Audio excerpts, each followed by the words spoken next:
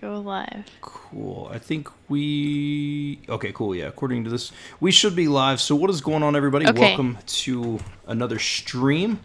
I am here. Hi. What would you like me to call you? I probably should have asked that prior to going on stream, but what? I guess you can call me Allie. That's my name, so Okay. people can know that. That's fine. Cool. Yeah, I'm here with Ali. So, you were a recommendation from Kinuku Ninja. He said, "Hey, you need to contact this person and try to get her on one of your interviews." And I was like, "Sure." And so that is kind of what led us to being where we are at. So let me change the chat to live chat there. That way on the stream. So, but Oh yeah, yeah. if you want to do you want to do like an introduction or anything like that, or just kind of a Um. small introduction? You don't have to. I'm not trying to put you on the spot, but Oh, okay. Well, I'm Allie, and I was teaching Japanese on YouTube until recently, but people gave me a lot of kind of flack for trying to speak Japanese as a foreigner. So then I was like, I'm gonna back off from that. But I lived in Japan for almost a decade, and I think that my Japanese knowledge is pretty good. So yeah.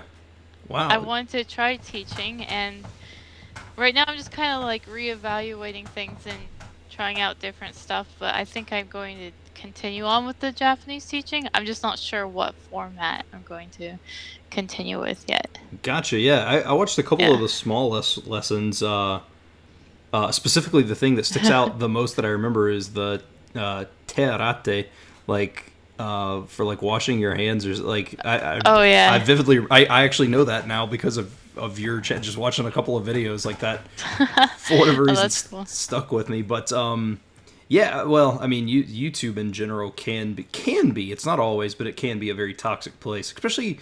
Like, I find the language Yeah. community to be pretty solid, but at the same time, there's a lot of people who get really mad that you're not doing exactly what they are or how they would do it, and so they're like really opinionated about it.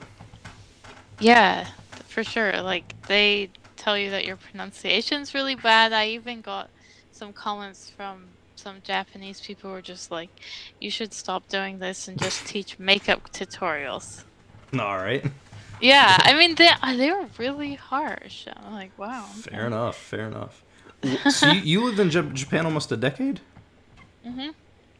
Yep. Almost 10 years Almost I 10 was years. over there. What Yeah. what got you to Japan? Well, I had a Japanese boyfriend actually. Oh, okay. Well, And actually we ended up getting married. That was an experience. gotcha. You Okay, got a lot of people don't know that, but I'm not too worried about my secrets being spilled right now. you got married in Japan? Yeah, in Tokyo. Interesting. Okay. Yeah. So you met a dude. So like, all right. Well, let's just rewind to the beginning. Let's start. What's in general like? So I'm assuming, did you find him because you were wanting to learn Japanese, or did you learn Japanese because you found this guy?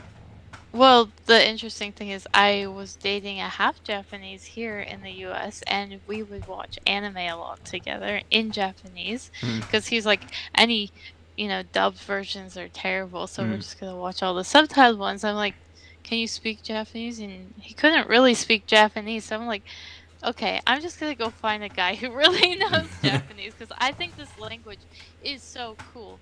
I Yeah. loved how it sounded. I thought the sound was really beautiful, and I started to study hiragana by myself first. This is how I started to Mm-hmm. learn Japanese. And somewhere in the same time period, I was kind of looking online for Japanese people. So here's there was a dating app on Facebook.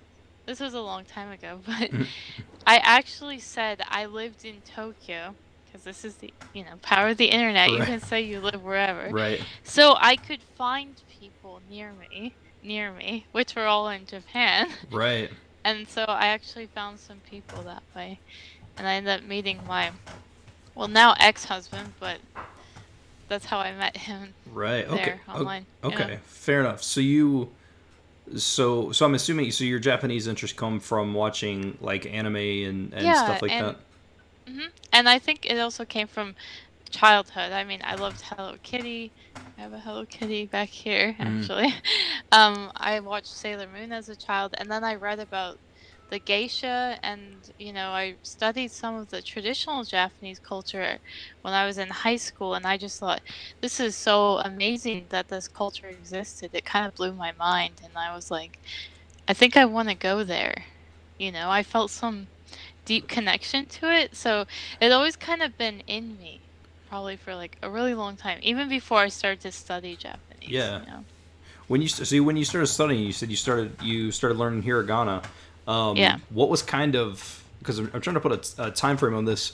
Because if you were in Japan for 10 years, which means even if you literally got back today, that would have been 2010, which is Yeah. prior to Duolingo and all that crap. So where was your start in terms of actually trying to get vocabulary, sentence structure, or anything like that? Well, I think I just probably searched how to start learning Japanese, Mm-hmm. and I found that learning hiragana was useful. Actually, now at this point, I don't remember how exactly it started, but I remember I drilled hiragana like Mm-hmm. crazy. Like, I made flashcards and I tested myself every day. And I was still living here in the States at the time. So I didn't know the pronunciation exactly, but I kind of had a general idea, probably from watching anime and all that kind of stuff. Mm-hmm. And but really, I was just trying to memorize how they looked and what words they made and what they meant, Yeah. And so this was only like 2 or 3 months before I actually went to Japan. Mm-hmm. So when I went there, I was like, wow, this wasn't enough study prior to coming here. I should have learned some more useful words first. Mm-hmm. Oh, But right, right. I did know some things. But hiragana alone, you realize very quickly, is not sufficient for getting by Right. in daily life. Yeah. Not. I think that a lot of Westerners have this idea that furigana is going to be way more prevalent than it is. Like, I guess it's in some places, but it's Yeah, it's not just everywhere, and I think a lot of people think that.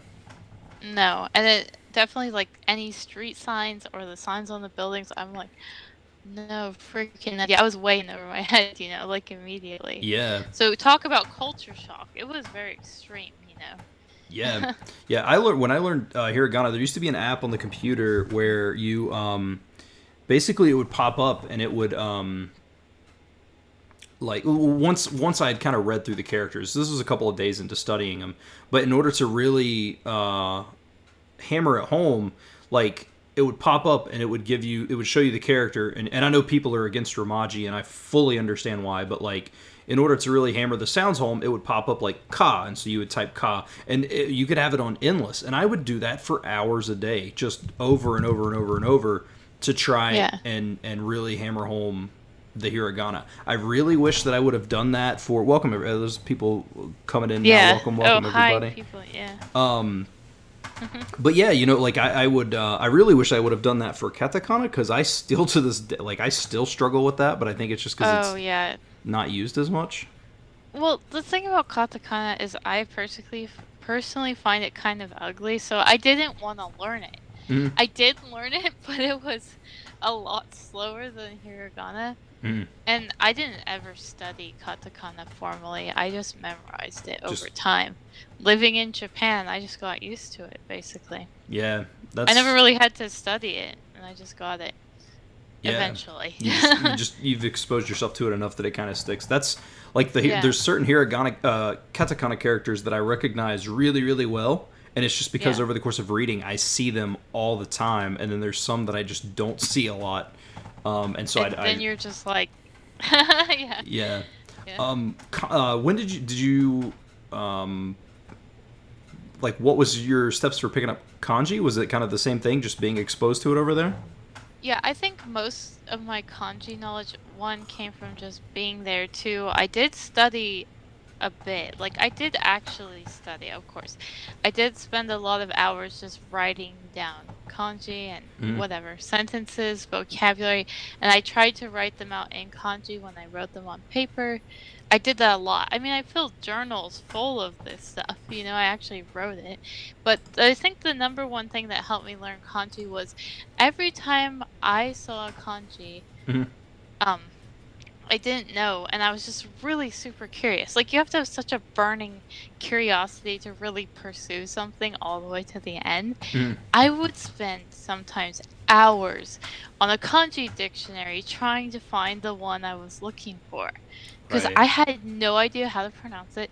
I didn't know what it meant, but I had to kind of guess parts of it. And then I used the app Emiwa. Have you ever heard of that? I've not. I No, haven't. Emiwa is amazing because you can search by the radical, Mm. like the parts of the kanji character, and you can try to combine the pieces together and then find the one you're looking for. I Yeah. used that so many times, and I think that's what really helped me learn the kanji Yeah. better. Okay. There's an app that I have on my phone. It's just called Japanese, but like you can do the same thing, and I rely on that a lot because one thing that I don't know, and honestly that I don't pay a ton of attention to is stroke order, and I know that that's like Oh yeah. ultimate Japanese blaspheme there, but I don't. And so this app, if I'm trying to write a kanji, like I try to do the general like top, left, right, bottom. Like I try to follow the general pattern, but I also know that that's not 100%.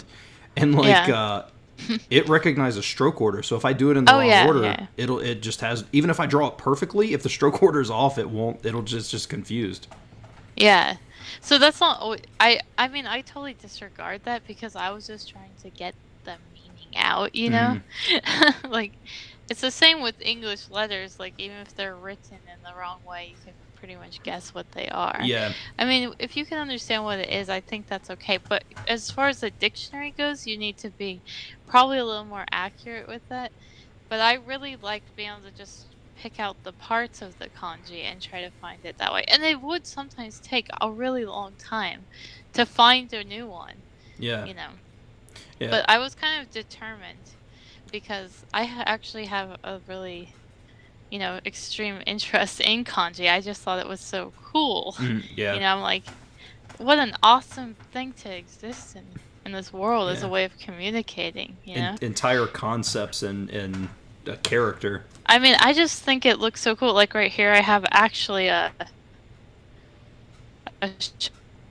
from Japan. Just look at the intensity of that, Mm-hmm. all those characters. I mean, it just looks so awesome. I mean, Romaji just doesn't have the same appeal. Oh no, I agree 100%. Yeah. Did you ever do any of the kind of the idea of like remember the kanji where you would try to make up mnemonics, or were you strictly just hammering the Japanese meaning into your head Yeah, I just with the tried. character? Honestly, this happened a lot because I lived there so long. It's that immersion thing, right? Mm-hmm.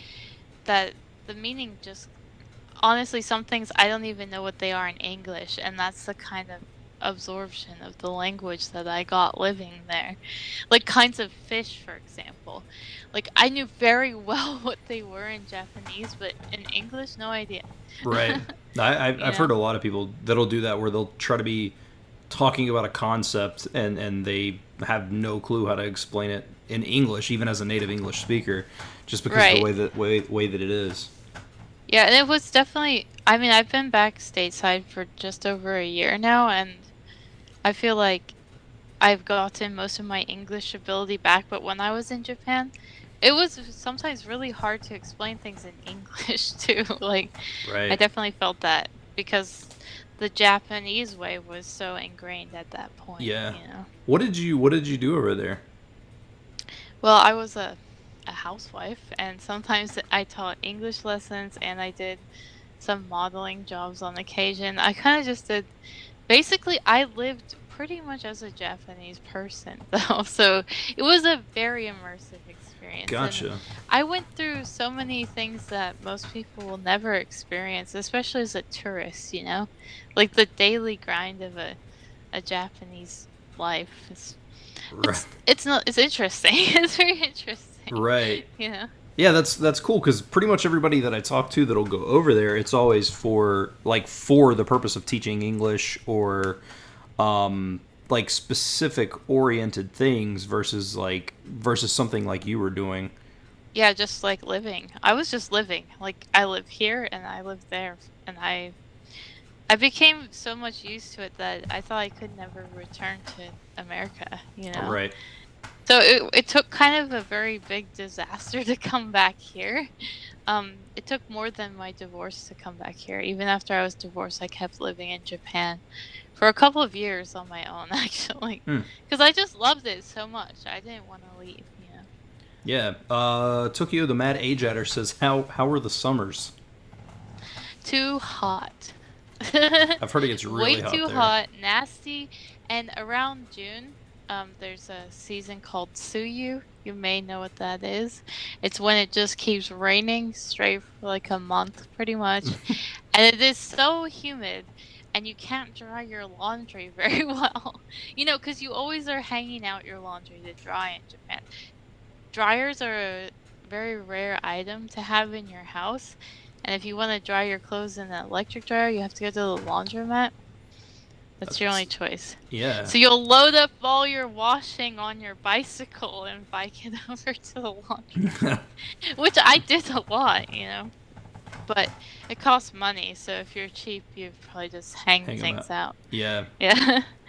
Um. So, but Oh. yeah, in the summertime it's hot and humid, and people get heat stroke very easily, and basically you don't want to go outside Yeah. at all because of the heat. Yeah. I've heard well. I have a friend that's been living over there for 4 years now, and he always talks about like, or not always talks about, but I've talked to him about the weather and stuff over there. Yeah. So which sounds incredibly brutal.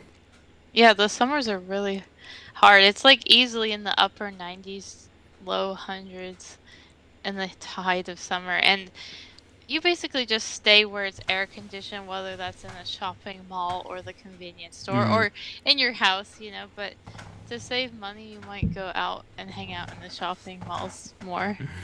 And just don't buy anything. Right. You know. But actually, the good point about summer is the firework festivals, which are abundant, and also there's a number of different matsuri, you know, the summer fest or just festival, but they have a lot in the summer, and it's pretty enjoyable to go out and get completely sweaty in your yukata and go see the fireworks, Yeah. you know. Actually, one year I watched one of the biggest festivals in all of Japan, the fireworks, because it was very close to where I was living in Tokyo, and it was pouring rain, and they did it anyway. Whoa. It was like, you know, like a typhoon level. Yeah, that's another thing. There's a lot of typhoons in Japan. They get them very Very often, often, yeah. especially through that, yeah. So that's a definitely intense thing, and it causes a lot of damage in places with, you know, hillsides and stuff. Some towns get wiped out like every year, I think, Yeah. from What? Where? those. Where were you at in So I Japan? was in Tokyo, Okay. Chiba, and Osaka. The first place I ever went to was Tokyo, but we ended up moving to Osaka pretty soon after that because my ex-husband's family lived down there, Hmm. and we didn't have any money. So he's like, "Well, I can't keep starving this girl for too long. We gotta take her where she can get fed." Because that was kind of the situation. I lived a very hard life in Japan, actually. If you can what? imagine, it was pretty insane. What was the family perception to you coming over there? Not good. I've I've seen I don't know. horror They had stories. I went through the horror stories, yeah. I mean, they weren't very happy with it, and it caused a lot of conflict in the household, actually. And actually, like his mom didn't like me at all, so that was a big issue. Yeah, Actually, yeah. I could see that being an issue. And I was like, the main issue was just because I was white, and at the time, I didn't speak Japanese really well Hmm. at all. In the beginning, I couldn't speak a sentence. I'm also kind of shy, so it was even harder, you know? Right. I thought a lot of our communication was kind of through text messaging because I was a little more competent typing out Japanese, and still am now, than I am speaking, I feel. Yeah. And I think it's just a shyness thing, you know? You have to warm up to people before you Yeah. can really talk. At least I'm like that, No, you for know? sure. I agree I mean, completely. but some foreigners can just fluently speak Japanese, or at least sound fluent because Hmm. they're so confident. They just keep rambling on, even if it doesn't make any Right. sense. Yeah. I kind of envy them a Oh, I do lot. too. I can't do that at all. Like I try, but I can't. Not even in Japanese, but even like in Spanish or I don't know Chinese, but I know enough to. If I went to a Chinese restaurant, I could talk to them about like saying I like Chinese food and like just very generic. But I can't. Like I cannot bring myself to do it. It's just like an anxiety thing. Yeah, you definitely have to have a certain level of confidence to be able to speak any language, especially a foreign one though, where you're not sure you're saying the right things ever. And Yeah. I have made a lot of mistakes and kind of just had to go with it somehow, you know. Yeah. No. Pronunciation is pretty much for me, I think more than being able to say long sentences because honestly, Japanese is a great language if you don't want to say a whole bunch of words. Mhm. Because so much is implied and felt kind of. Yeah. They don't need you to say a lot of words, but the pronunciation should be pretty clear when you do speak, so they Yeah. know what you're trying to say. Yeah. Let me see. Godly Oh, Vegito says, "Did you ever participate in the New Year events because they always look amazing?" are you talking about like going to the shrines and stuff? I I guess wonder so. I if don't know. that's what yeah, Oshogatsu and Hatsumode is like the first shrine visit, Mm.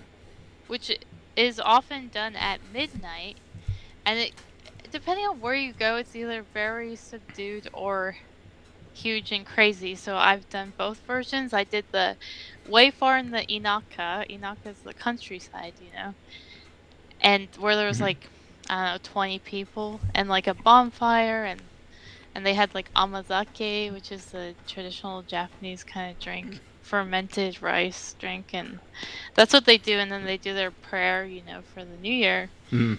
I've done that version. I've also done the insane, like I think there were more than 100,000 people Good lord. in Asakusa at the Kaminari-mon, which is one of the most famous shrines in all of Japan. So that was insane. Like that was so crazy. Yeah. And I did that one year just on a Like, whim because I lived very close to it. Like I was literally across the river from Asakusa.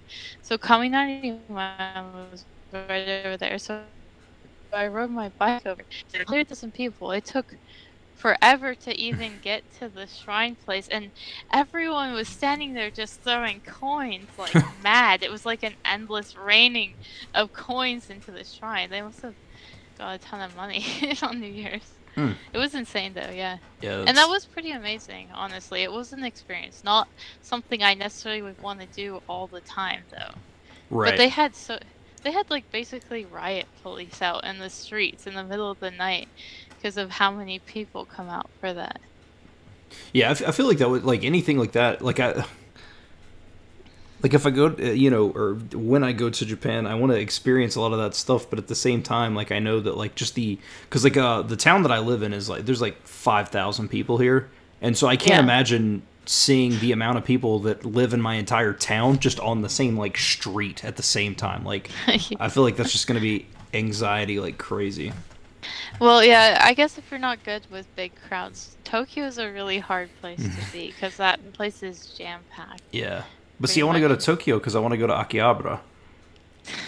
Yeah, that place is pretty busy and pretty crazy too, Yeah, I think. yeah. 'Cause I went to New York City like 8 or 9 years ago, and like I mean it was fine, but like I don't know if I could handle it much more than a day or two. Like it's just Yeah, you have this. to go retreat somewhere, like Yeah, get a hotel out in the countryside so you can have some quiet, you know? yeah, yeah. Because that's like I just don't deal with that. Like when this whole like lockdown started, I was like, sweet, I love staying home and not seeing people. Like this is actually perfect for me. Yeah. If you're, I mean, there's a lot of those kinds of people in Japan too. I don't know how they make it, you know, through living in the city, but I guess they just hide out in their room all the time and they don't come out to the light of day that Right. often. Well, That is a thing. yeah. What when you were when you were learning, how long would you say that it took you just to be a general conversational to where Hmm. if you went to the supermarket you could for the most part, just get around with what you needed to without having to have like somebody translate or something. Like, how long do you think that that took? I would say like, well, I could get by pretty early on because again, Japanese is great for implying things. Like Mm-hmm. a couple words and they pretty much get what you mean. But Mm-hmm. where I felt very comfortable, probably it took at least 4 years, I think. And that was for me to feel comfortable. So I might take longer to feel comfortable than other people because I'm Right. also a bit shy and I'm a bit hesitant. And I'm always thinking, oh God, they're gonna think I'm stupid when I say Right. something. So it might have taken me a little longer, but 3 or 4 years I of think. living there and not studying very much, like not a lot of, no formal training in Japanese or anything. So Yeah. just kind of picking it up. Yeah. Did you ever get? I don't remember. Did you ever start getting like tutoring or anything, or did is most of what Japanese picked up you literally just picked up from being there? Yeah, most of it I picked up from being there, from just listening to people talk, TV, music, and I did go to a couple of language classes, Mm-hmm. like free ones put on by volunteers in the towns I was living in, but they weren't that helpful. I mean, they were just like old people who enjoyed teaching foreigners Japanese for some reason. Yeah. But they were very like informal classes. They weren't very strict or anything like that. Okay. I did try to take one very difficult Japanese class there, and it didn't fit into my schedule very well, and I couldn't keep up with all the homework because it was like every day, quizzes, homework, but it was to push to the next level of proficiency, which was the N2. Mm, So it was like an N2 level class. That's a lot of kanji too, yeah. that they were trying to teach. Gotcha. Yeah. Did you take the GLPT tests? Yeah, I did. I passed N3 back in when was it? 2012, I think. Gotcha. Okay. Yeah, and then after that, I think my level went up, but I was going to take N2, but I never got around to it. And then, I was thinking about even recently, but it's only like once a year now in the States, so that's not very frequent at all. Yeah, I know the JLPT, like it seems like the N2 is what most people go for. Like there's several YouTubers I watch where like they're that's what they want is the N2, and like which I find weird because there's the N1, but I guess the N1 is more so for like it seems like maybe like almost like business Japanese or something like Oh yeah, N1 is intense. It is like a business, but actually N2 is considered business level. And that was the whole point of the course that I was taking. mm, It was to make people able to work like in a Japanese store or a business and have the language skills needed for that. yeah, I yeah, also took a very short, like 3-day course on very formal Japanese, which was sort of targeted towards foreigners living in Japan. I completed that one because it was pretty short, but right, it was all on Keigo. gotcha. Okay, So, that makes sense.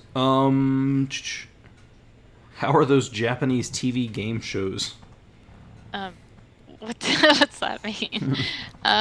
They're I wonder if that's crazy, and I didn't watch a lot of TV. Actually, I did watch it sometimes, and I just thought it was kind of ridiculous. That's what happened most of the yeah. time. Well, I know from because you when I did the Matt versus Japan interview, you were talking about music. Yeah, So you listen to a lot of music, right? yeah, I did. And I went to karaoke a lot, so Hmm. I actually practiced singing Japanese. Like, I actually basically never did English songs, I only did Japanese ones Mm, for the purpose of learning Japanese better. right. And I actually learned a bunch of kanji from doing that, Yeah. actually. Because most of the time they have the furigana, like you were saying, Mm, over the kanji. So then you would pick that up because you have to sing it. So you're reading the input and the output at the same at the same time. So that's why I thought doing that kind of thing was actually a great way to learn. yeah. And it was fun too. It was fun. So because it was fun, I kept doing it. And I would go by myself to practice and not embarrass myself in Right. front of people. Yeah. So when I finally got good enough, then I would sing in front of Japanese people, and I ended up doing really, really good on it. And I got kind of competitive about it, and I would put on the rating system, so they have it. It's just intense. Their karaoke systems are amazing there. You can put on a scoring system where it tracks everything, Whoa. like very Yeah. completely accurately, which I actually learned about on a game show on TV. And that's how I first got interested in singing Japanese music, because they had a competition to see if people could get a perfect score on that. Whoa. Yeah. I've Yeah. seen some stuff on like the bars over there where because like you can rent like entire rooms out for like a Yeah, part like yeah. which I Very think cheap. yeah that sounds really really cool. But they Like I for mean $4, if you go late, you can get it from like, I don't know, like 10 p.m. or 11 p.m. all the way until like 6 in the morning for like $4 or something. yeah Some people that's use it as a cheap hotel, that makes actually. I mean that makes sense. Yeah, they have benches and food. It's pretty comfortable. Yeah. When you went to sorry, I know I'm all I kind of jump all over the place, but that's just the way that No, it's my okay. mentality goes, but like when you went I mean I guess it's still technically related, but this was probably something that could have been asked way before, but like what was the reaction from like your friends and family like, "Oh, okay, you're just going to Japan now. What's going on?" Yeah, kind of like that. I didn't really tell my parents I was going to Tokyo, so they were like, huh? Like, what are you doing? Yeah. They thought it was kind of nuts, but I'm like, no, this is just what I want to do right now. And I had given up on doing a lot of things here. Like, I used to be a musician, and I was gonna do that for my career, and then I just kind of was like, I'm not good enough. I give up now. I'm gonna go to Japan. That's kind of what happened. Like, I transitioned from being a classical musician to going to Japan and learning Japanese. So, Yeah. That's yeah, I've it heard was a people lifestyle change, you know? It yeah. was very radical. Yeah, I mean, I feel like I could see that. Before you went, did you do? I mean, I know that you watched like anime and stuff, but did you try to do any kind of research deeply into the culture so you could maybe migrate into it a little bit easier, or did you just go over there and you're like, I'm gonna figure this Okay, out as I go? well, basically all I knew about was like the geisha and the Mm, traditional culture and then like anime stuff, right? And the food. I mean, I could already eat raw fish and I really liked it, mm, actually, so that was already okay for me. right. Um, I like Japanese food, so that helped. Yeah, definitely just I knew of so they thought it was really funny. A lot of Japanese people were like, "So why do you like Japan?" And I was like, "Well, I like the old culture. I Mm, like the geisha and that kind of thing." And they were just like, "Wow, okay." Like that's an unexpected answer, yeah, but I just thought it was so awesome. So I absolutely love Kyoto, and I just thought that was one of the most amazing places I'd yeah, ever seen. yeah. That's And also where I lived, sorry, no, you're good. Go where I ahead. last lived in Japan was, like I said, very close to Asakusa, which is part of like the old town. It's called Shitamachi, Hmm. which is literally downtown. And it was like sort of the artist area in the Edo period. So actually, there were a lot of tea houses and fully dressed geisha and Maiko walking around the streets right by where I lived. And I just thought that was the coolest thing. Actually, my apartment was right next to a hair salon, which only catered to the geisha ladies. So I'd often see them come out, Cool. like, with their hair all done up. That would be like I feel like it'd be surreal. Like I guess you would eventually maybe get Yeah. used to it, but I feel like the first while you it would be like such a surreal like experience. Well, the whole thing was kind of like a dream in a way, you know? I kind of felt like what happens in Japan stays in Japan. Like, Mhm. I definitely has that feeling sometimes. And you feel like you can do totally different things than you did before. And I actually got to change my personality a bit, which I had always wanted to do, Mhm. but I felt like no one here would give me a chance. They're like, Right. we already know you. We've already decided you're like this, so Right. this is what you are. But I was able to change my name and kind of my whole persona, actually. Yeah, you could A use it. lot of it. It's kind of like a fresh start. Yeah, definitely. It was great actually in that way, and I Yeah. think that's one reason why I loved being there so much. Yeah. Definitely. In your first years in Japan, was it hard to make friends either because of the language or because of your routine? Definitely hard to make friends. I didn't have any chances, and as most people know, Japanese people are incredibly shy, Yeah. and it's not easy to talk to them. Like, even if you're close to them, it's hard to talk to them. If you're a stranger, it's like nearly impossible. Yeah. It really depends on the person, but I'd say the vast majority of Japanese people won't take too kindly to just approaching them out of the blue. Yeah. I have They'll be scared. yeah. They'd be scared, I yeah. have the well, I bought it. Well, one of the first books I bought in 2009 when I was like, I'm gonna learn Japanese, which is still so far to this date failed. But one of the first things they talk about is like, like in America, if we're out, like if I was walking and I passed you, whether I'd ever seen you before or not in my life, you would do this kind of like general like how are you Not nod yeah. type of thing. And they were like, in Japan, if you do that, like they will stop you because they think that you have something pertinent to tell them. Like it's not just a casual like, hey, how are you? They're like, what do you need? I don't know how accurate that is, but from some of the stuff I've seen and been told, like it seems like it may be at least there's some partial truth to it. I don't know. I mean, I think older people can greet you with no problem. I'm not sure about younger people because I never really tried to speak to them too Mm, much outside. But older people will sometimes say konnichiwa or konbanwa or ohayo gozaimasu sometimes. If right. you're just passing them on the street and they'll be out sweeping the road or whatever because they do that. Yeah. They're always sweeping their shops or I feel like the older generation sometimes is very angry about foreigners being there, but they're also more receptive in a way. Or maybe they're just so old they don't care anymore, Yeah. but Right. they have been the only ones who have really greeted me or tried to start a conversation out of the blue. Younger people basically don't do that. Unless they, for me, were guys at like a nightclub or Right. something. Yeah. That's the only time. Was there ever any kind of like odd interact? Like, was there ever any of this like look of shock or anything? Like, if you when you would start speaking, they were like, "Oh, okay, you can speak Japanese a little bit." Okay, sorry.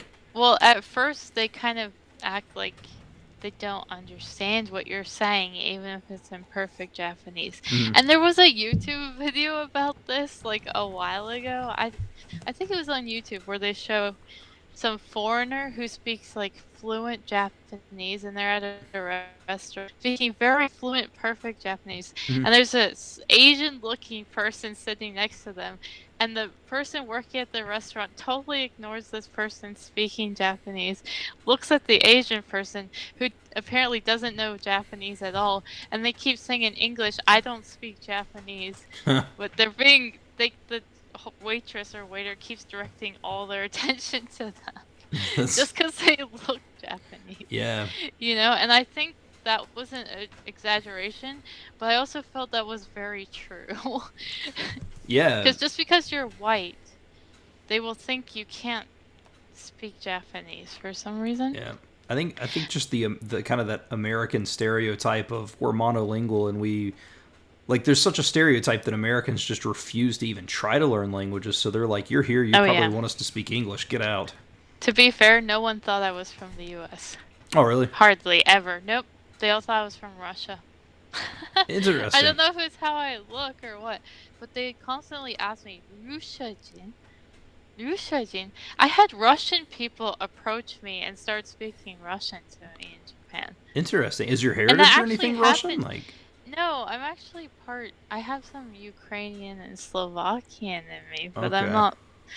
not that much, just a Yeah. little bit. I think it's the eye area or something. I don't. But I don't know. I mean, it was very interesting because even in my own tiny town, which is about 9,000 people, I had some Russians come up to me and start speaking Russian. So they interesting. yeah, it is interesting, but I was like, okay, I'm just gonna go with this because no one likes Americans that much anyway. I'm just Right. gonna be Russian. Yeah. And actually, I started telling people that I was half Japanese towards the end Just to of my just stay to do there. it. Yeah. And they actually believed me. So I Interesting. guess it worked. Huh. Yeah. Yeah, I would say like, well, actually, so I had a friend who was American, but she was half Japanese. Didn't look Japanese whatsoever. Hmm. Like very slightly around the eye. And actually she had a story that her dad was half Japanese, but he had died when she was little, so I kind of adopted her story for myself. Nice. I mean, when I was talking to people who I knew I wouldn't be closely associated with for a long time, I'm like, why not, you know? Yeah. And then they give you a little more acceptance with that too. So that was nice. Not Yeah. saying everyone should pretend to be half Japanese when they go to Japan, but you know. Nah, but if it can, Even if you're kinda, a quarter Japanese. yeah, if you can break those boundaries, good, because I feel like they'd be more receptive. Like, oh, you have to. Okay, I'll speak a little bit more or whatever. Yeah. I mean, they definitely, when you say you're American, they're like, what? Like, how can you be American? Americans are loud and big and offensive, kind of, Right. you know? Yeah, we're very And I very didn't loud. really, yeah, and I definitely, like, I wasn't bold enough to seem like I was from this country, apparently. They're like, you're more like a Japanese person. I'm like, I like to think that, you know?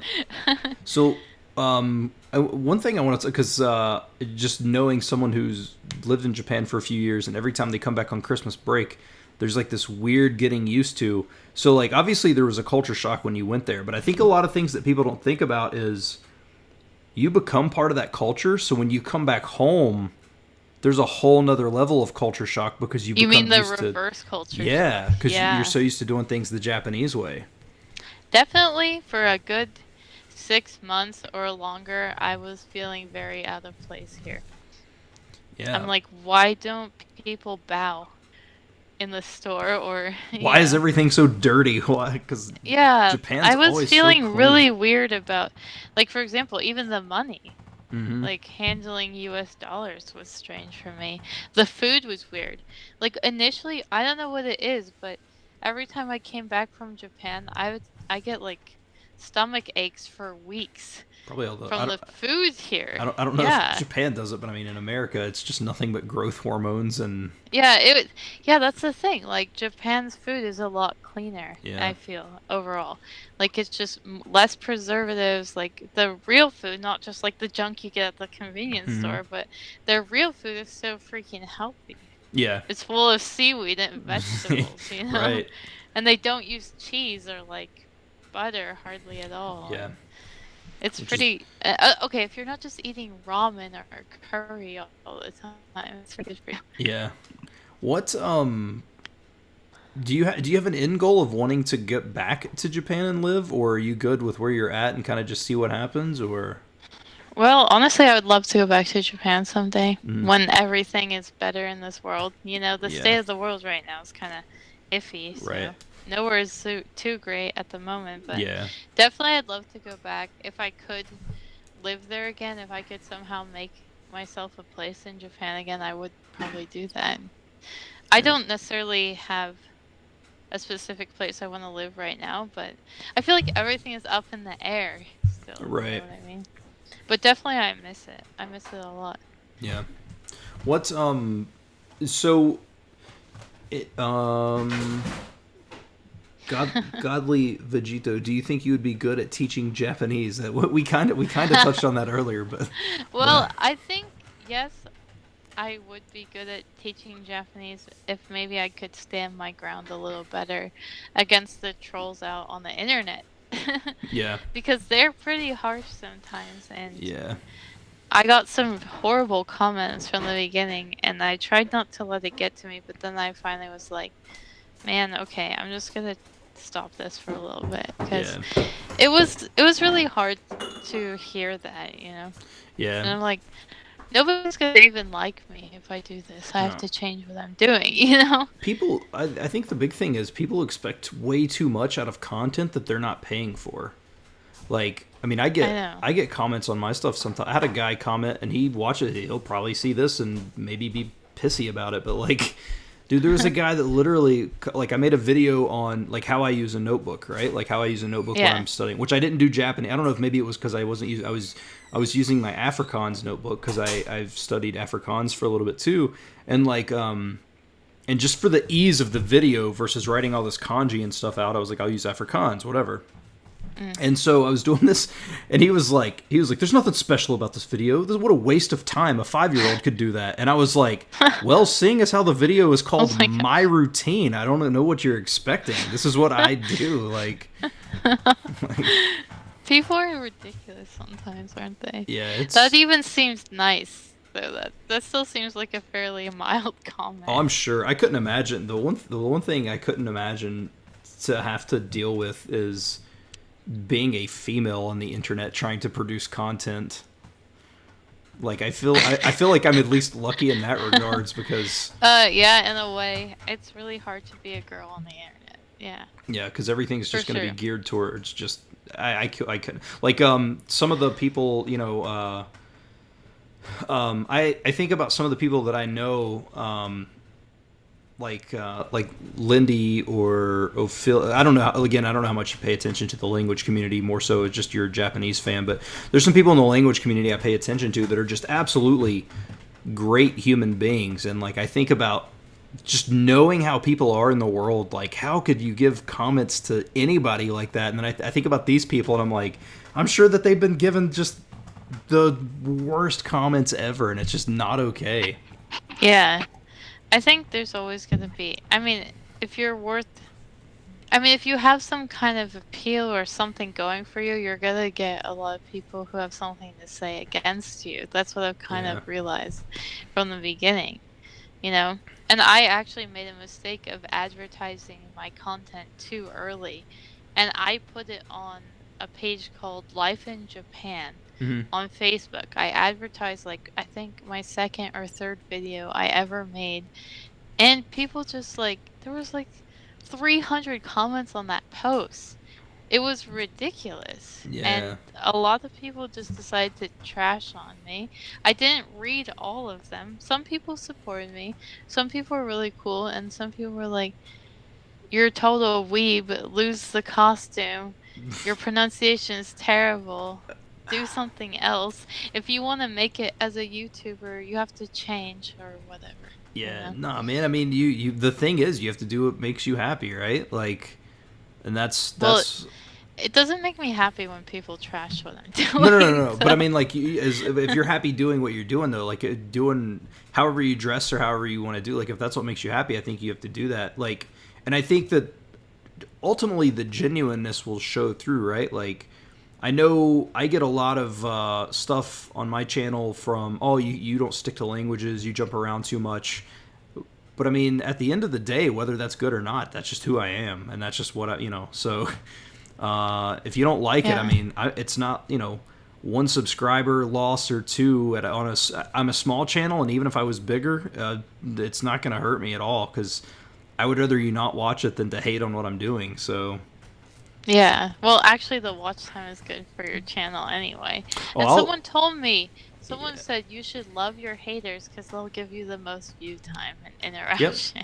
Oh, I try to engage anybody who leaves a negative comment, and I try to engage it not even smartly, but I try to engage it to where they'll come back Yeah. because every time they do, it's the YouTube algorithm, man. It's a view, it's a comment, like it's good for the stuff, like and that's what it is. And finally, it can be 10 or 12 comments deep, and they'll be like, you're an idiot, and I'll be like, you just gave me 15 extra views with probably an additional several minutes or an hour Yeah. of watch time, man. So I don't care. I'll I keep know. I'll keep going. Let's It's go. it's like a little gift, but at the same time, like, I don't know, I think I've gotten kind of a more of a skin over this last month and a half or so that I just started like a month and a half ago, so that's Hmm. still pretty recent, right? Yeah.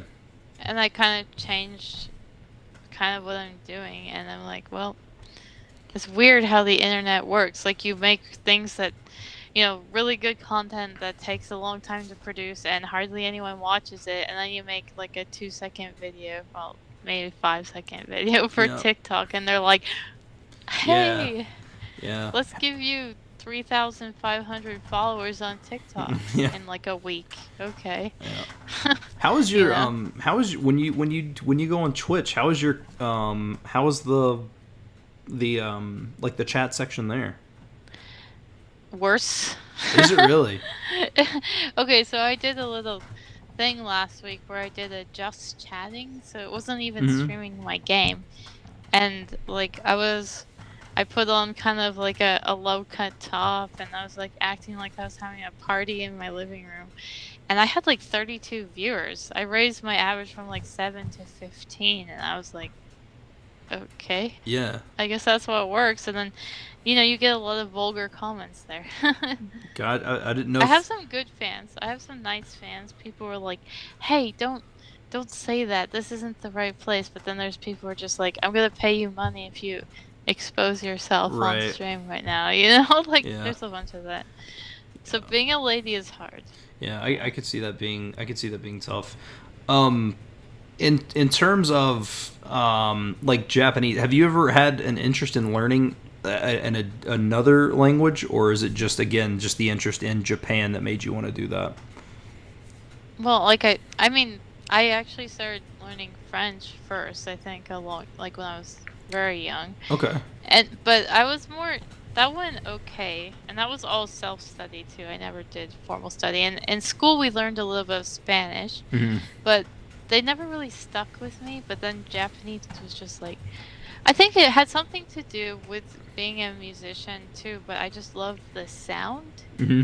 I That thought it makes was sense. such Yeah. a pure sounding language. There wasn't a lot of weird pronunciations. It was very rhythmic and precise, and I thought, well, that's just beautiful. I want to learn how to speak that. Yeah. Yeah. I've So that heard that. was I've heard that people who are into music have easier, maybe not necessarily easier times, but like in terms of pronunciation, from where you're already in tune to the tunes of, because like I'm sure, yeah. and I don't know what instruments you play or anything, but like if someone were to strum a guitar, even being a musician, if you didn't play a guitar, you could probably tell if it was out of tune way quicker than I could, like if it was slightly off Yeah. or something. I actually played the cello. I Nice. played. That's a very hard one. That took, I was already used to studying very hard, so I think that also helped me learn Japanese better, honestly. That discipline, Hmm. because you do have to have a certain amount of discipline to Sure. master anything, right? Yeah. Language is no exception. You cannot be fluent. Some people say 6 months. Well, dude, you're going to be studying all day, every day for 6 months if you even Yeah. want to get close. And being in the country is pretty much necessary at that point, too. So if you don't want to have a life, yeah, maybe you could become fluent very quickly. But if you're trying to balance everything, it'll probably take a lot Yeah. longer. Yeah.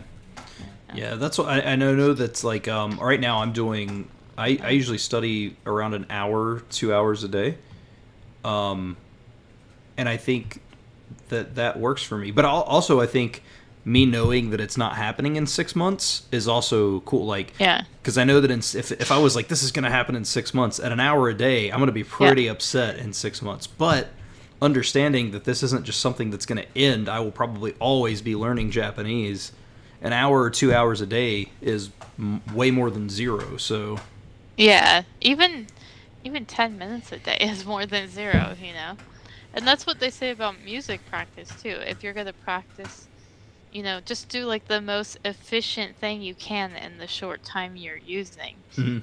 You know, just like even reviewing, for example, like 10 words or something a day would be a lot better than not doing it at all. Yeah, Or just continuing to watch anime with right. subtitles and expecting to learn Japanese. Now, you might pick up a word or two, but you're not going to learn a whole Oh, bunch, yeah, probably. Most people can't learn that way. yeah. Let me see here. There's some comments. Soul Hacker asked a question. What question was it? Hold on, I can scroll. Let me Was there a let me question? let me scroll up. Oh, we'll get back to the questions, I guess. Wondering how long has this been going on? We've been streaming 53 minutes. I'm just gonna go through all your questions here. Okay. Wondering, do you think you could beat the trolls? I hope so. I hope I'm so. trying. And do you think you could get past the trolls? Okay, it's the same thing. I helped her. Helped what? Oh, Twitch. I guess get on Twitch. Okay. Cello is a godlike instrument. Okay, cool. Yeah, I don't know. Maybe it was further up. Ask whatever question it was again, and I will read that. Um, Are you against the MIA? What are my favorite books for learning Japanese? Is that what they're asking? well, he asked right above that. Just do you read in general? I guess just yeah. Like what do you read in Japanese? And if so, what are some of your favorite things to read? Well, I haven't really read in Japanese recently, but I guess I would try to read honestly fashion magazines Hmm. in Japan, because I Yeah. was so this was interesting to me as okay, this could be for anything, not just fashion, but whatever you're interested, pick Hmm. up a magazine. You know why? Because there's pictures and there's so many pictures in Japanese magazines. It's not like mostly ads. It was mostly photographs and I felt like I could get these two things together. Hmm. And I tried to read about the things I was interested in. So when I was Okay. in Japan, I definitely picked up a lot of magazines on like fashion and dieting and exercise and that kind of stuff. Yeah. And it sounds kind of silly, but it was actually a way I learned. And Nah. I read and it was engaging, Yeah. No, that makes for me. sense. I have when my friend came in from Japan last Christmas. He brought because I'm a massive pro wrestling fan, which is Oh. that's always the odd because like you had talked about you got into to Japanese for like the geisha and stuff. I like everybody's like, oh, do you love anime? And I'm like, no, I love pro wrestling. Like I got into Japanese because of pro wrestling, but he brought me like That's a kind of random. pro yeah he got because like growing up I would always read the wrestling magazines and it was always all this stuff about Japan and so I was like, man, that sounds really cool. But he brought me a Japanese magazine. Oh, cool. It was for you. What is your favorite language? My favorite language is so it's kind of a hard question. Japanese has always been the language I want to learn the most, but in terms of just the people that I've spoken with and all that stuff, like I really love Vietnamese. I don't know why. I love Vietnamese. Oh, Vietnamese. Yeah. I love Vietnam, actually. I went Yeah. there when I was living in Oh man, Japan. I'm It was jealous. pretty I'd cool. love to go to Vietnam. I went to Ho Chi Minh and I Hmm. went to some of the surrounding countryside. That would be so cool. Oh, it was wonderful. It was really cool. Yeah, I would love to go there. Are I you? actually Oh, I wanted to see. live there. Something about that and Japan, like the contrast of the people and the Yeah. language and everything was so extreme, Oh okay? yeah. It was like Tokyo was gray, white, and beige to me, and Vietnam was like all the colors of the Yeah, rainbow. yeah, Vietnam rules, man. And like the people want to help you so much. Like if you even just hit them with what is hello, like chow an or something like that. Like if you hit them with that, like they're just like, all right, dude, I guess we're best friends now. I'm gonna be teaching you Vietnamese. What's up? We're gonna be hanging out 24/7. Like they're so cool. And they're really friendly, yeah. Yeah. And they're just like a Southeast Asia thing, but I think they're more friendly. However, I did also go to Bangkok and I felt like even just being there a couple days, like they were so much more like Japanese people that I didn't like it as much. Yeah. I didn't like it nearly as much as, especially in the city, but they're more reserved and probably more strictly religious a lot of the time than they are in Vietnam. I felt like they were more free for all over there in Vietnam, Yeah, actually. I could Yeah. see. I could see that. Um, so I don't think she's against MIA, like the mass immersion approach, because you learn through immersion. So Yeah, you, basically.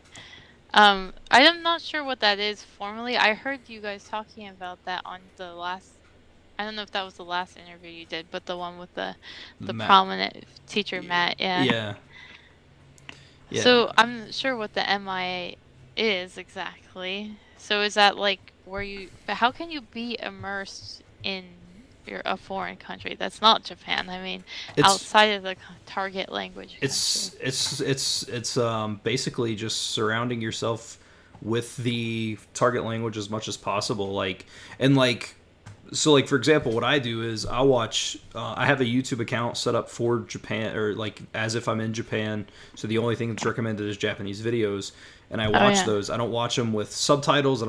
I watch them as a native would watch them and just Yeah. kind of soak it in, and you just kind of do that as much as possible. It's just immersing in the content as much Well, as I humanly possible. think that is a really good way to learn, Yeah. actually. I would say start simple, though, if you're gonna do that. I honestly watched a lot of children's TV in Japan. Oh yeah. because it was easy to understand. It was very easy to understand. And I think when you're first learning a new language, you have to kind of see yourself as a child. And if you watch how children learn, I mean, they learn so naturally, right? And so effectively. And I Right. tried to kind of take that into my mind. And that's actually how I learned most of the Japanese to pass the N3 level without really studying Studying. much at all. Yeah. You So you I kind feel of you're in that boat where you did MIA, but and if ultimately if you learned Japanese 10 years ago, you did MIA before MIA existed. so I was Which like a the lot of people are, predecessor which to that. which is like what a lot of people, because like I have one of my best friends learned through this exact thing, and then when he found Matt vs Japan, he was like, oh yes, this is what I've been doing, this makes sense to me. Yeah. I Um know. I mean, it does make a lot of sense. I think it's very, very hard practically if you don't live in the country of the language, mhm. unless somehow you're able to surround yourself with people who speak that language already and also have all your programming, music, or whatever. And hopefully, whatever you're reading is also in that language Yeah, too. yeah, and So, that's the thing. It's native material made by natives for natives. Like as if you were yeah. in Japan. Like you don't want to be necessarily watching something that was done in English and translated. No. You want that native content. So, Right. um, So Japanese TV.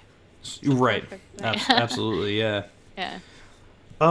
What work? Well, you kind of addressed it. What work did you have in Tokyo? I'm curious because you didn't speak when you landed. Well, I was married, so Yeah, my then husband was working. I wasn't working. yeah. I was the shufu, or as they call like a senmon shufu, like a specialty kind of housewife. It's like your job, basically. And when you look at applications for things, that's actually listed as an On the whoa, occupation. Yeah, in Japan, on forms, all in Japanese. Like on the internet, you drop down, right? It has all these different categories. right. And that one is actually listed as a formal category. Interesting. They consider it a real job there. Very And nice. it's very hard work because you have to manage your budget, shop all the time, do all the Right. cooking, do all the cleaning, take care of the house, like everything about the house. So all the your husband has to do is go to work and bring in the money and do nothing else, Right. basically. That's how it goes in the Japan. um Aside from that, I did do a little bit of English teaching, like I said. yeah. Like I did some one-on-one lessons and I did work in a couple of small English schools because that's very easy work to get Hmm. as a foreigner and you don't even need Cool. a degree a lot of the time in schools they'll just hire you because you're a native Good. Yeah, because English speaker. they just want that exposure to a native speaker. Yeah, Yeah. that's the Let's main see. appeal there. Kind of off topic thoughts on the Laoshu drama. That's not anything for me to What is that? talk about. I don't know what that Right is. now. So, um, Mm, man, that derailed my thought. yeah, what is So, um, okay. So, like, right now, you're streaming and doing all that, doing all your stuff. And do you have interest in maybe dabbling in some Spanish or Vietnamese or Thai or anything like that? Or are you good kind of where you're at? I haven't really thought about picking up another language, but I don't know what I would try to learn. I mean, I'm not really about practical languages that much because I chose Japanese. Right. Um, I actually tried to learn Czech though. That's kind of random. That's pretty random. That Slavic. was and Irish actually, Irish Gaelic. That was Mm-hmm. another one I tried to pick up. And these were when I was in Japan. Mm-hmm. So I think if yes, it's kind of true. I felt that if you're already working in a foreign language and you're getting more proficient in that, your brain is already working in that direction. So why not try adding something else in? And I did find it was a little bit easier to start retaining things that way. Gotcha. But That makes if you stop, it starts to go away very right. quickly. Yeah. Have you ever, just in terms of from where you do speak Japanese, have you ever, out of curiosity, tried to to download any of the app just out of curiosity to see how they work, or have you ever even paid attention, like the Duolingos and stuff like that, or have you even? I've never really tried to use Duolingo. Okay. I've heard of it, but the only thing I ever really used was that Emiwa dictionary, Mm, like consistently. Also, some Japanese textbooks. I think that one was like Nihongo so Matome. That was one I like to use. okay.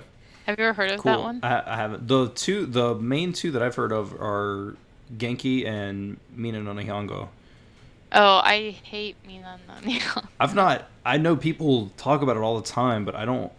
I don't think I have much experience with it. Like I can't even The remember. Genki ones were okay, but the Nihongo so Matome, those Hmm? ones are better, I think. Cool. Yeah. I really like those ones. I'd have to check that out because I didn't do. That's the thing. Like I've tried to introduce the idea of textbooks a little bit, like on top of like doing the immersion and stuff like that. Just for grammar. Like I know that the idea is, and I'm sure that you can attest to this. The more that you start, like you'll pick up grammar naturally just because you're Yeah. using it. But I still like to have a little bit of structure, so I'll thumb through a chapter here or there, or just to try to pick up a couple of grammar concepts. But I mean, The grammar can get kind of confusing sometimes. So, oh, actually, sitting right in front of me, I have the N2 of kanji of the Nihongo so Matome. This is the nice. textbook I'm talking about. And this one is actually really good. And this one, yeah, I mean, they have it's mostly in Japanese. The one that they used in actually the official class, put on by the city government. Hmm. This was their textbook they used. So Gotcha. it was approved by Japanese people for Yeah. studying Japanese. Yeah, that's interesting because I know that that's always like Genki's claim to fame is they're like this is the book that's recommended by the Japanese government or whatever. Yeah, Like Genki, I don't know. It was okay for yeah, me. I like I had Mina no Nihongo. Guess what? I ended up giving all those books away once I got past that level. Though. how when you're studying like that because one of the problems that I find is like how to structure it myself because like I feel like that's one thing that textbook lack is like kind of this idea of and I know that everybody learns at a different pace or whatever but like the idea of like how am I supposed to that's what I love about Tokeni Andy's channel. He streams the lessons, so I know like, oh, cool, chapter 4 of Genki. Well, he just streamed that on Sunday, so I can go and watch chapter 4 of Genki, and it's like an interactive classroom in Oh, comparison yeah. to me sitting down with a book and trying to figure out what I'm doing on my own. Like that's I always I struggle know structuring that. that is really hard. I think that's just kind of a self-discipline thing. I Hmm. mean, you can look for tips elsewhere, but ultimately it comes down to you and you have to decide what you're going to work on that day. Hmm. For example, when I did the hiragana, I would learn 5 characters at a time. Hmm. I wrote out flashcards. I was very old-fashioned, but I think also writing it physically is very helpful as opposed to doing everything digitally, Right. which people tend to get lazy and do that these days. But writing it down repeatedly is probably the most effective way to learn anything. Yeah. No, I Yeah. agree because it helps it stick in your mind. Like Especially for if you sure. do it again, like I did 5 characters a week on hiragana, and I would start to put them together in words, and then I would design my own little quiz. I'd take my own quiz and score myself. That's what I did to I mean, help myself learn. yeah. I mean, whatever works. I mean, do you got to do what works for you. One tip they say often with learning anything is to make it a game, Hmm. because that makes it fun, and you have Right. a little challenge, and you want to overcome that, so you keep working towards that goal, right? Right. So Do you that play? was a Speaking of games, do you play any of your games in Japanese? I did actually when I first started streaming, which was a couple weeks ago. I was playing the international version of Final Fantasy X, Oh, and okay. aside from the dialogue, all the words were in Japanese. All the menus, all the functions during battle, Hmm. everything was in Japanese. So that was really interesting, Yeah. and it made it a little more challenging because honestly, I didn't know all the kanji they used in that game, but I got through it successfully, so Yeah. That's all. I That's did what, okay. I think that's a lot of times like the people who start learning Japanese. I feel like not always, but I feel like that's always a big goal is to be able to play. Like I want to play games in Japanese. Like why not? But I also know that that's like so far down the road. I think if you start with simpler games, such as like Pokemon, for example, Yeah. you might be able to get through it, you Yeah. know? That could be easy, and it could actually be helpful to learning a little bit. But you might also just be winging it the whole time and never really get what you're Yeah. doing. Yeah, for sure. Did you have any experience with Japanese people approaching you just to practice their English? Yes, actually, that happened, well, at least either seriously or jokingly. A number of times people would come up to me and be like, "Oh, you can teach me English," or so only one time I really got cornered by a group of guys in a train station. They're like, "Hey, English teacher," to me. I was like, "No, I don't know you, and this is creepy, and I'm Yeah. scared. I want to get away now." But that was probably the most offensive approach I've gotten, because there were three of them and one of Me. me, and it was at night in Tokyo in a train station. It's Yeah. kind of iffy, and they wanted my phone number, and I didn't really want to give it to them. No, for I didn't sure. even have a really working phone at the time, so it was okay. But I think I just pretended to and then left, you know. Yeah. But other than that, like when I met people, they'd be like, "Oh yes, you can teach me English now." That never really happened, honestly. Yeah. Not too much. But they would ask. Of course, they would ask, or they often say they are looking for friends to teach them English. Yeah. And as a girl, they want to meet you. Yeah. Oh. Right, right. I think Oh, it's true for the guys too, though. White guys and white girls, they have it very easy in Japan. Because they're like gaijin hunters, the foreign I feel like that should be a movie if it's not. gaijin hunter. I Yeah. know. Why haven't they made this movie Yeah, yet? for That is sure. totally a thing. That It's sounds. kind of, yeah. Yeah. I mean, of course that happens, but then you also feel like that's a very superficial relationship. They're only with me because they want to speak English, Yeah. kind of thing. They don't really like me as a person, so Yeah. that actually seems to happen a lot, though. Yeah. I've always thought that English speakers, like, I know that people have this weird thing about, like, like people have this idea of, oh, if I try to learn this language, I'm gonna go here and speak. But like a lot of times as English speakers, we're always pigeonholed into, even if we try to speak their language, they're gonna be like, no, we're practicing English, and it's like, no, I'm trying to Yeah. speak this, and they're like, nope, I gotta practice my English. Oh, You better. yeah, yeah, that happens a lot too. They don't want to try to speak Japanese too much with you, especially if they will try to like crawl by in horrible English, Mm, actually. And then you can kind of force them into Japanese, but only if you can speak it enough yeah. to kind of push their conversation over. And when they realize that your Japanese is probably better than their English, then they'll give up. Get right. Yeah. Yeah. I just know that everybody's so concentrated on wanting to practice English that, like, I don't know, like I've always thought, like, if I ever go to another country, like if obviously I would ever get to a point where I would be comfortable enough in the language, whether it be Japan or wherever, like if I could get and just pretend that I'm not like if I could speak Spanish to somebody or something, and they're like, oh, you speak Yeah. English, and it's like, nope, I'm from Mexico or whatever, you know what I mean, like, and just, Yeah. and like I don't speak that, so Just pretend yeah. like you don't speak English Yeah. at all. Yeah. No. Of course, then knowing my luck, they would be like, "Oh, cool! I also speak great Spanish," and I'd be like, "Oh, crap! All right." So, Yeah. Well, I mean, that could be one approach, but I couldn't get away with that in Japan. They're like, "Oh, you're white. You must be yeah, speaking English very well." right. And I don't know another like Russian or something to pretend like I don't know English. Yeah, yeah. That's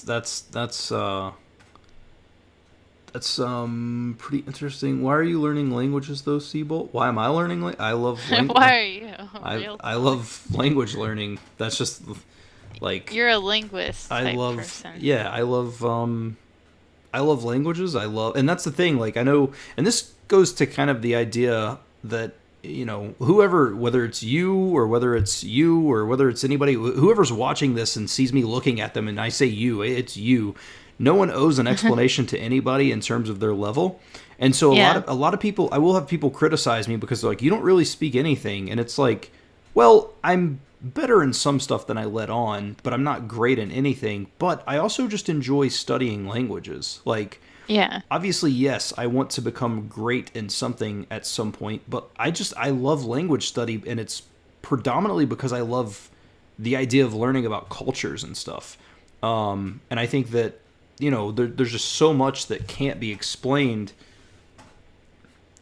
Yeah. unless you like. There's so much culture in a language that sometimes it's non-translatable. So yes, I've studied 200 different languages, but I feel like I know those cultures a little bit better, whether I speak their language or not, in terms of past a simple hello.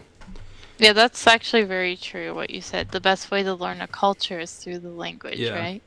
Yeah. Yep. I completely agree with that. And I feel like you can't really know Japan until you know the language, Mm-hmm. you know? Yeah. I mean, That's what just in my experience, like I got so much deeper into the culture through the language really itself. There's so many feelings that you can't express in English that exist in Japanese, you know? right. And I Yeah. thought that was really, honestly, very beautiful thing to feel sometimes. And I got to the point where I was feeling things in such a Japanese way. You know, I couldn't remember not feeling that Right. either, you know? Yeah. Yeah. Let me see. I'm going to. What time is it? It is 10:16. I still have to stay. I'm going to start wrapping up here in just a little bit. Okay. If anybody has any further questions, let me know, and we will definitely get into that. I had a weird experience last night where my power went out, and Oh, so unless I have, like, I can't sleep in pitch silence. I have to have a sound machine. And from where the power went out and my phone was dead, so I couldn't charge it. I couldn't have oh no. white noise on in the background. I slept for like 2 hours last night. Oh no, so you must be really Yeah, I'm exhausted. super out of it. So let me see. So you talked about going. Your end goal would be, or you would love to go back to Japan, right? Yeah. Um, so like, do you think that you would, like, could you see yourself living the rest of your life in Japan, like settling down and like just being in Japan for the rest of your existence? Well, yeah. I mean, that was kind of the plan, you know, before Well, I guess that's true too. some Yeah. things changed. Yeah. That was kind of the plan. Like, I told my parents I would die in Japan, so I was pretty determined, Oh, you know? yeah. Like, this is my country, you know? Right. Like, I felt like I'd kind of very much switched over to that way of living and that way of feeling. Now I'm like, well, I've been back here a year. Could I readapt to Japan? I kind of think I would. You know, I left Japan every time I left, even if it was just for a vacation. It was always with a heavy heart, and I couldn't wait to go back, you know? Interesting. Yeah. So it never, like, the kind of that new, not maybe not newness, but like the I mean, I guess like the newness, kind of that, because you go through like a honeymoon phase when you go to a new area, like that never wore off. You always felt Yeah. the same. Well, I mean, there were some really hard and sometimes terrible experiences, and I Hmm. realized nowhere in the world is perfect. Right. And probably my most maybe ideal country would be a mix of America and Japan, Hmm. you know? Actually, where's the point where you could have both of those things? I think it's something one has to create in their own household, Hmm. kind of. I mean, even here, I still sit on the floor to eat. I've never gotten a proper dining table. I Just still retain that Japaneseness. The only reason I have an actual bed now is because my mom insisted on that. She's like, "You need to get a real bed now." And I'm like, instead of "But like a I'm used to futon. sleeping on the floor," Oh, you right, know? right. Because I slept on the futon for years, you know, and I didn't mind it at all. And I liked that I could fold up my bed and put it away every day, you Yeah, know? I think about that all the time. We have like a guest bedroom here, and like I always think about, because I want to turn part of that into an office for like setting up like an actual studio type thing for like these Yeah. streams and stuff, and like, man, how awesome would it be if, even if it was like one of those old school beds that folded into the wall, like just to Oh, get it yeah. out of the Like a way. Murphy bed. Yeah. Yeah. All right. Cool. Yeah, I Well, mean, it's really nice. I mean, there's a lot of things that I didn't really want to let go of, you know? Yeah. And I still hold on to I have little things around me that are like Japanese or Japan related or from Japan still, so it's always in my heart, you know. Yeah. No, I know what you mean. Is there anything in particular that you I know that we had chatted about that before, but was there anything that you wanted to mention or get to talk about before we end here? Oh, Um, there's not no question. really, not specifically. I just hope to get back to being able to teach some Japanese, hopefully on YouTube, and Yeah.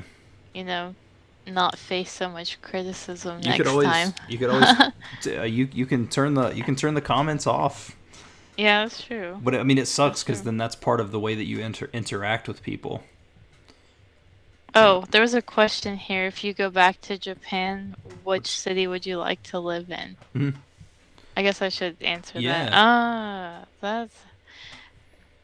I always wanted to live in, well, it's a prefecture, it's not a city, but I always wanted to live in Kyoto. Mm. I like Kyoto. I know the summers are even hotter and worse than Tokyo probably, but Mm. I thought I love Kyoto because a lot of it is really super beautiful. It's like the old Japan, it's like the original capital of Japan. Right. It is a gorgeous place, and I love the feeling of that area of Japan because they have their own dialect. It's like close to Osaka, so you have the Osaka bend, the Osaka dialect, and Right. people are much more warm and friendly down there compared to Tokyo.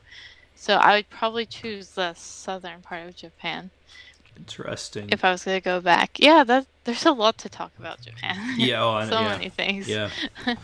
No, for sure. Yeah, I don't know where I would want to live, but I know like there's so many places I want to visit. Like, and it's just from seeing people talk about them, right? Like, I want to visit like.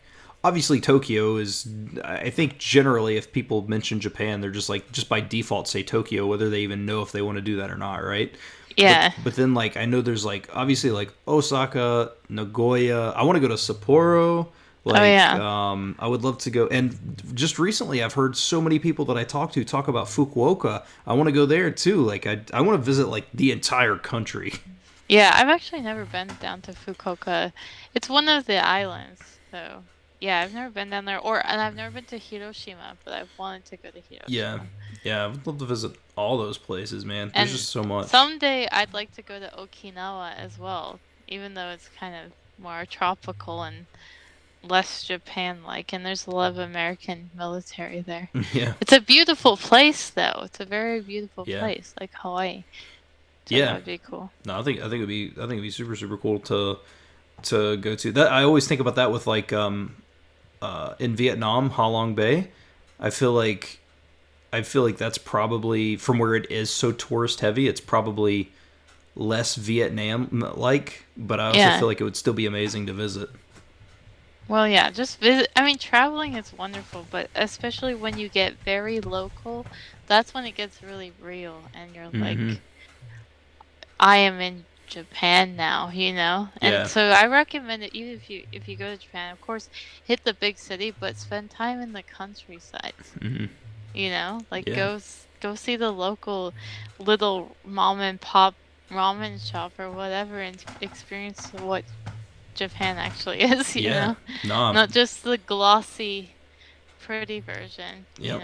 No, I agree. I had actually made a tweet on Twitter not too long ago about how, like, if I go to another country, I want to go to like a small town to see what, like, it actually is. Like, I mean, I Yeah. know that it's still Japan in these bigger cities, but like, I want to see how a small town functions. Like, I feel like that's like such a pure form of what that country is, or could be a pure form of what that country is.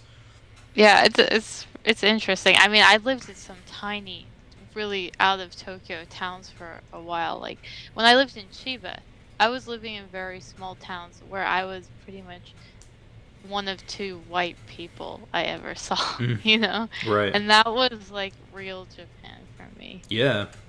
Yeah. I think it would be super super cool to do. Hopefully, I don't know. Hopefully you can get back to Japan and all that stuff. I So would be awesome for YouTube and all my streaming stuff too, to yeah, go to Japan and actually be able to film it, yeah, and kind of be live in the country. So that would be quite a special episode, wouldn't it? yeah, Or maybe a whole series, yeah, because I might be there a while. yeah. No, I think it would be super super awesome. So.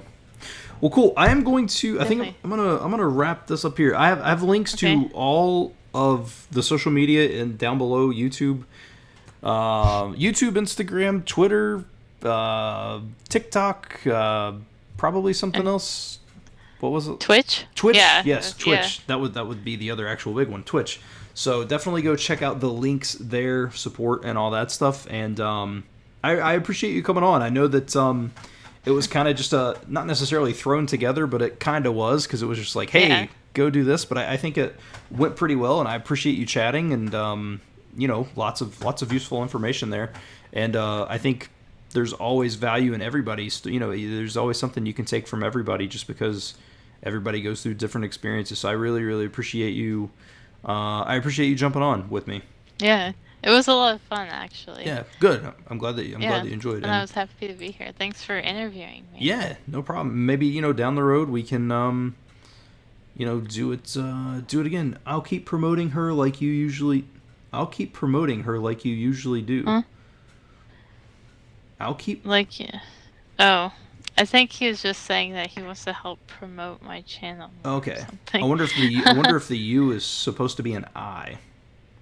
I bet so. Maybe. Regardless, Yeah. hey, do you mind? Did I promote you? No, you can do whatever. Share Okay. anything. Yeah, sure. Yeah. So I will never turn I down think promotion.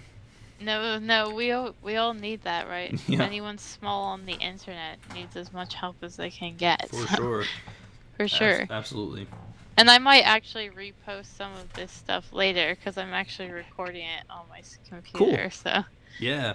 Hopefully, if you, well, I can tell you about that after the stream ends, but, sweet. Yeah. So, thank you for jumping on. And yeah. Is there anything that you want to say in closing, in kind of a final Words. final words? Just thanks to everyone who came to watch us today and listen to this interview, and I hope to maybe do another collaboration down the road. I'm actually thinking about doing some Japanese teaching and or cooking on my Twitch streams, actually, because they have the whole just chatting section where you can do pretty much whatever you want on there. Yeah. So, and I know how to make sushi. I can cook Japanese food, so that might be a thing too. Yeah, do it. No, I think it'd be super cool. Yeah. I think it might be entertaining for someone. No, for sure. Absolutely. And there's a lot of Japan lovers out there. So for it sure. definitely has an audience. Absolutely. 100%. Cool. Well, you guys stay tuned and check out all that stuff. Like I said, follow the links in the description below. And cool. I'm going to wrap up the stream. So I will see you guys Saturday is my next stream, I think. So, but I will see you all then. So thank you all for watching. Ja mata ne. Thank you.